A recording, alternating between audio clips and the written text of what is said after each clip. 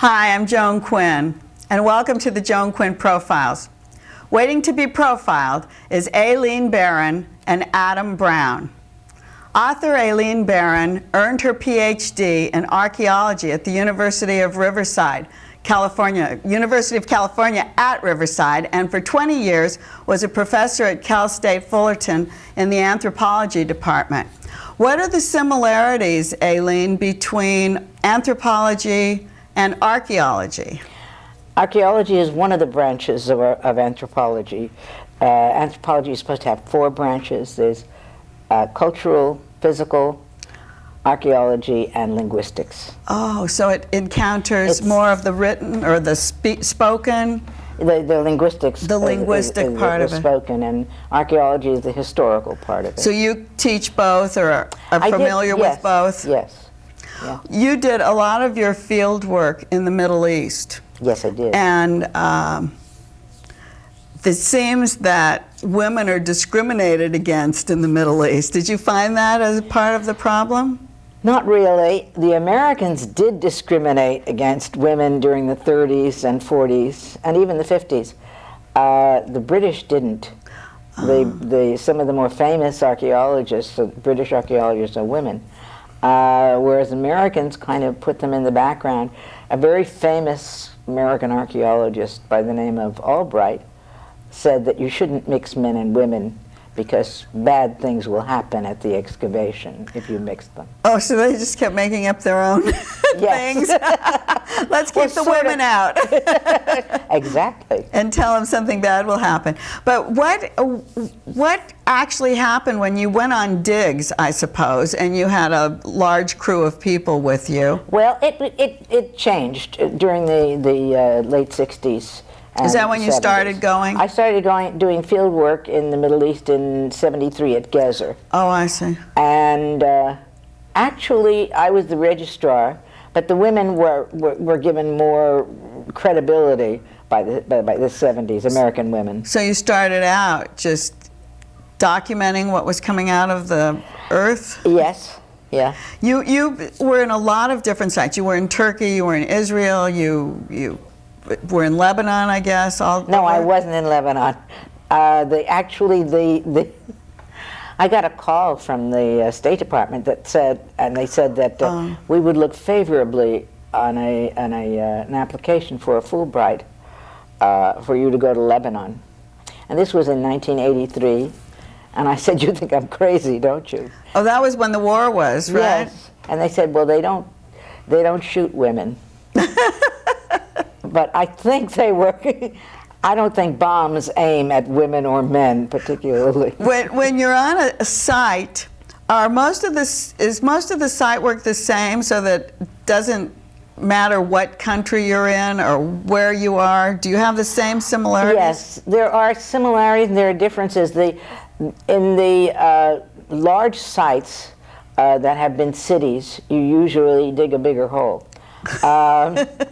In California, for example, people have a 1 by 1 meter square, whereas in the Middle East, people usually have 5 by 5 meter squares, or even 10 by 10 meters. You would be working on that, or the whole group would be working on something that size? What you do is you lay out a grid, and then you have teams that do various fields that are different periods, different time periods.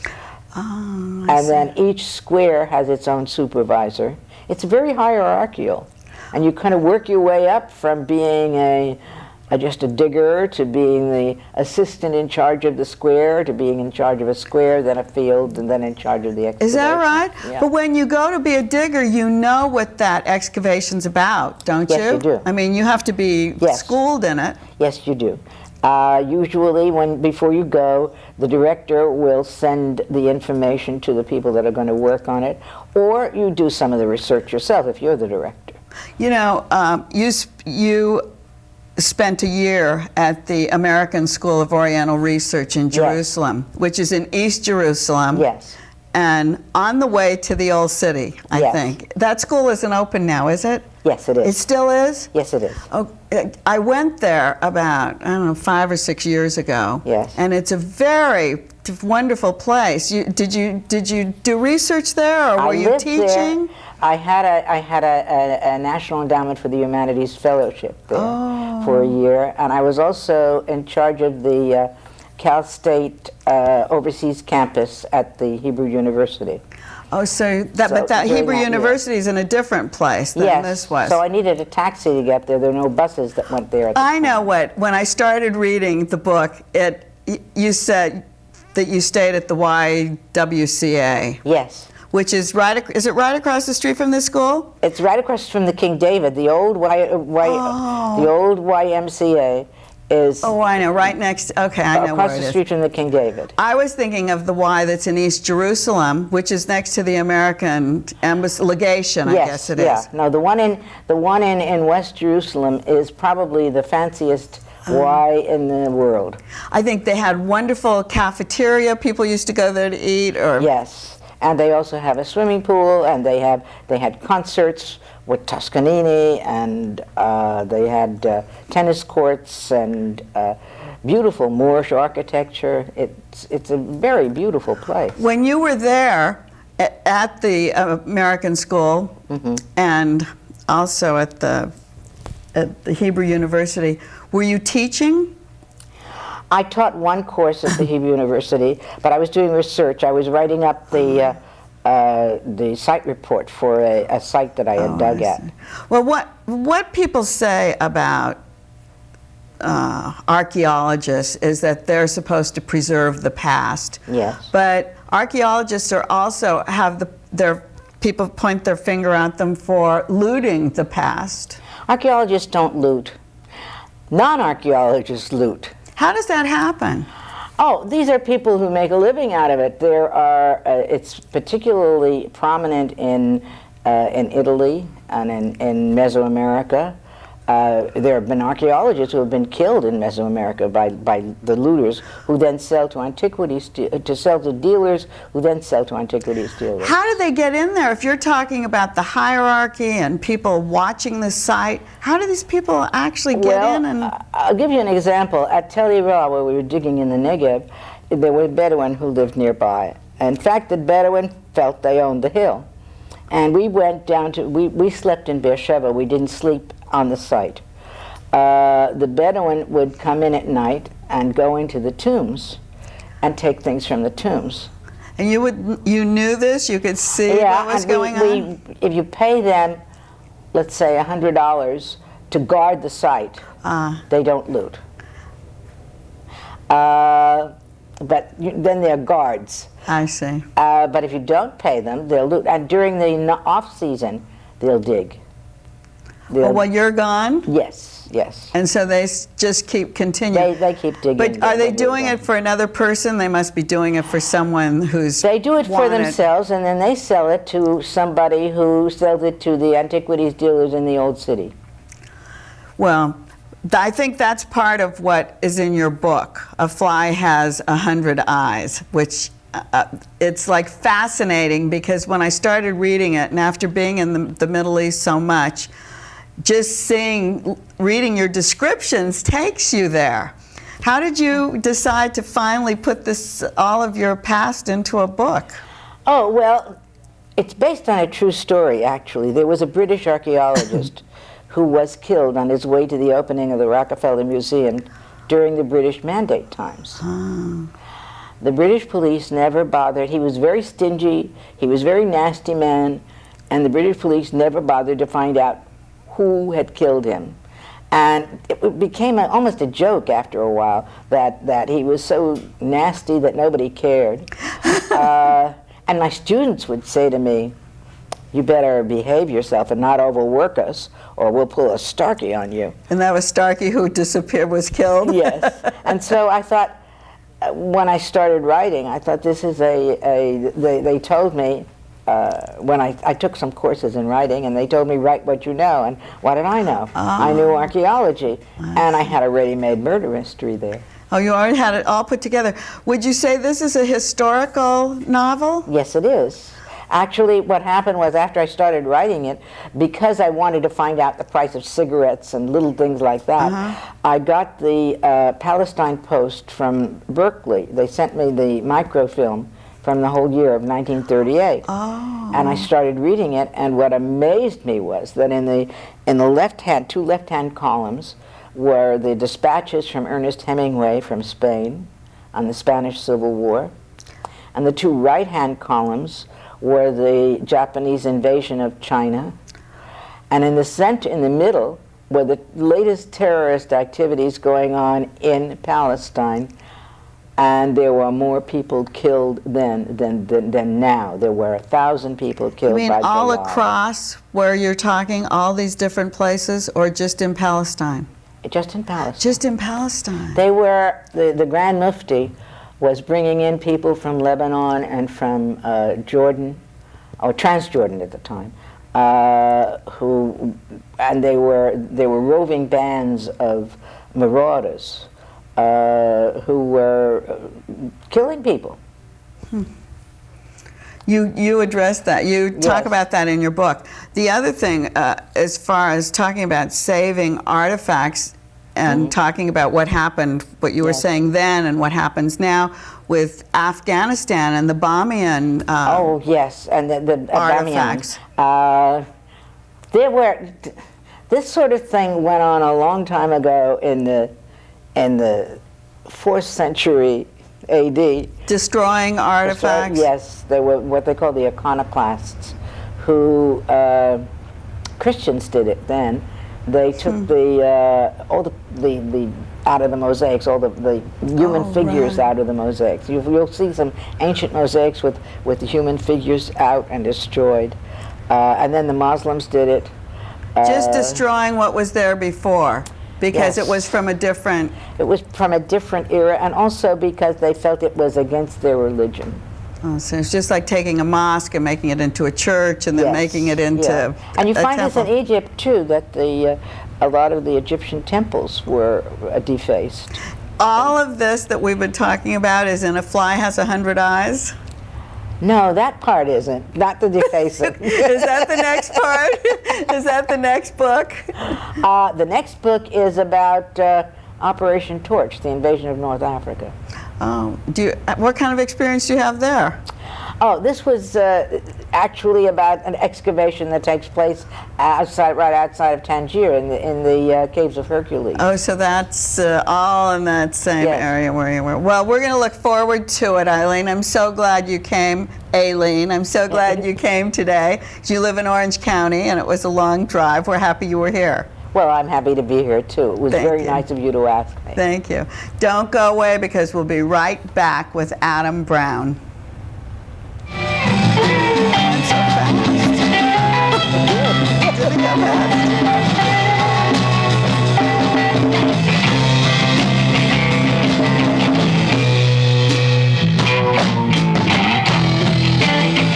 I'm Joan Quinn, and we're back with Biedermeier expert Adam Brown, who was born and raised in Philadelphia. Both of his parents were artists, so he's been around antiques and interesting things all of his life.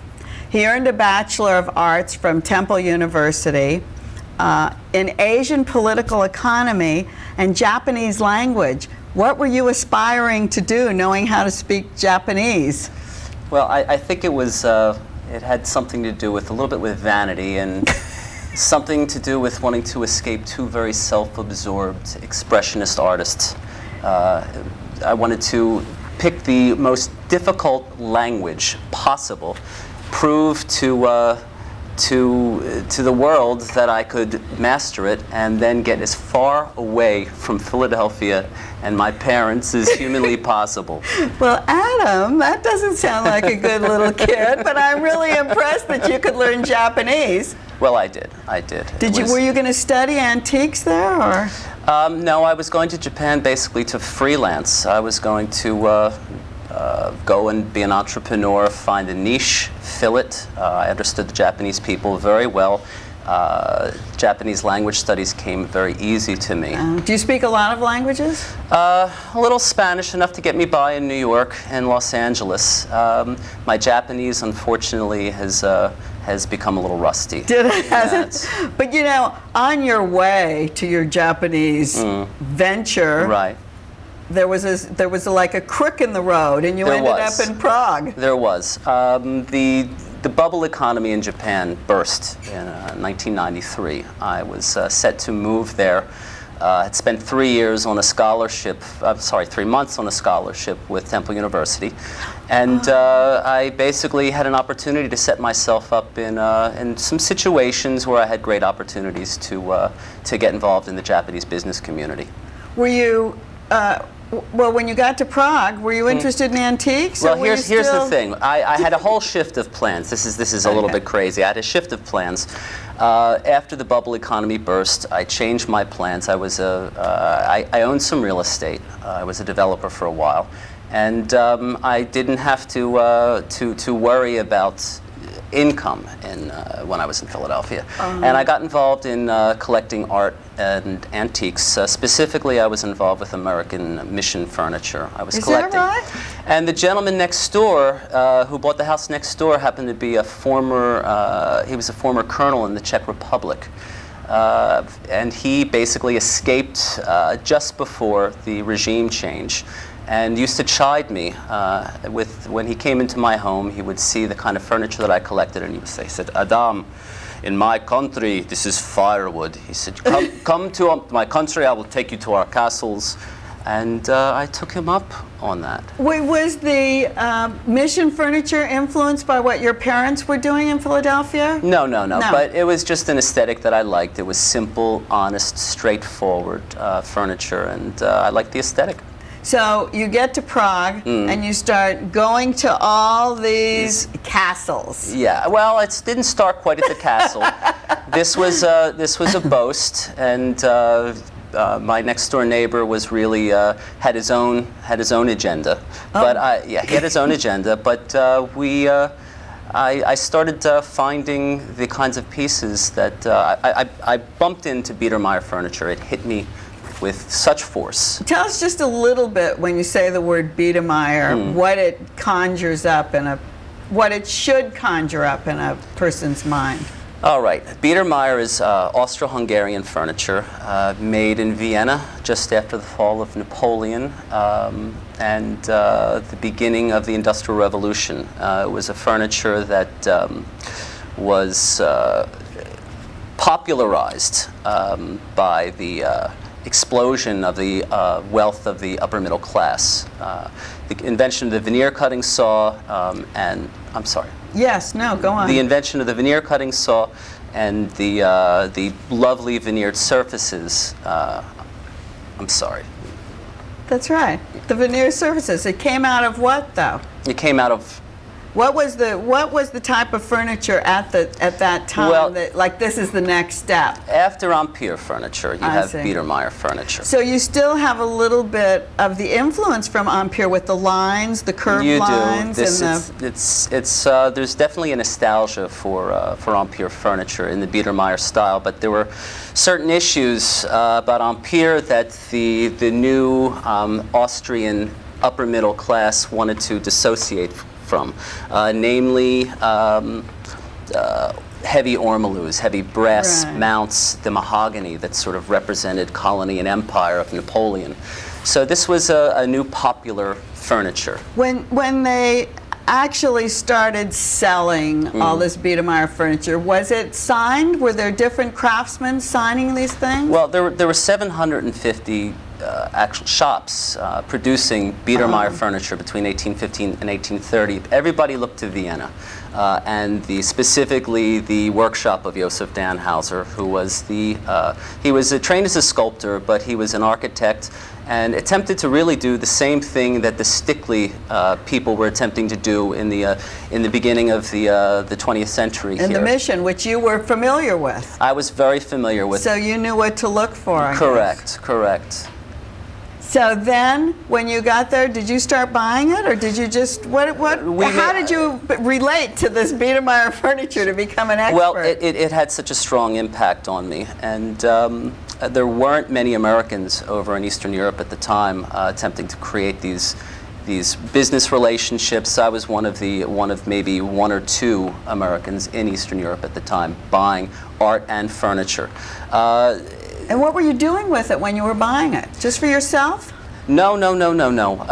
I had opened a furniture gallery in Philadelphia. Oh, I see. And quickly found that Philadelphia wasn't my market. We moved to Manhattan within 2-3 years of starting to import Biedermeier furniture. And now we're at the threshold. We were so successful in Manhattan. Specifically, our presentation is such. We present Biedermeier as it would have looked in the era. So you have a gallery that has, let's say, the background of a room, and you have your furniture in it? We have some vignettes, but primarily now our audience is designers who are buying Biedermeier for their home, for their clients' homes, right. And specific collectors as well. Is it hard to export or to import, I should say, this furniture?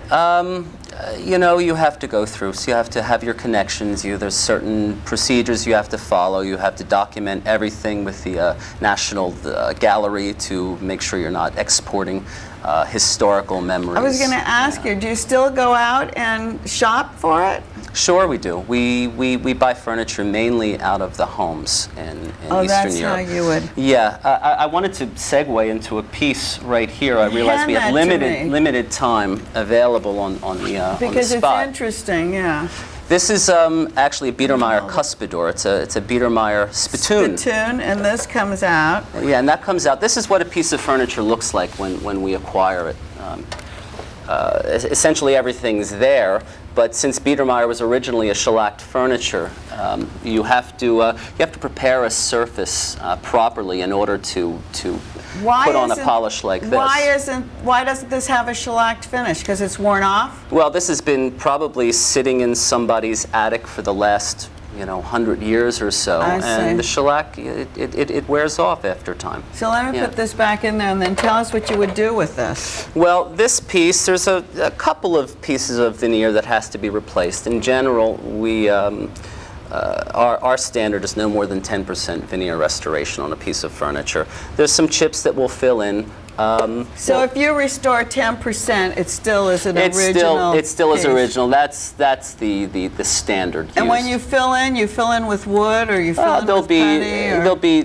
It's a process that I would take too much time to go into right now. But essentially, we prepare the surface so it's smooth, ready to take shellac, and then we put on a very rich, thick polish. And this is the way it would have looked in the era.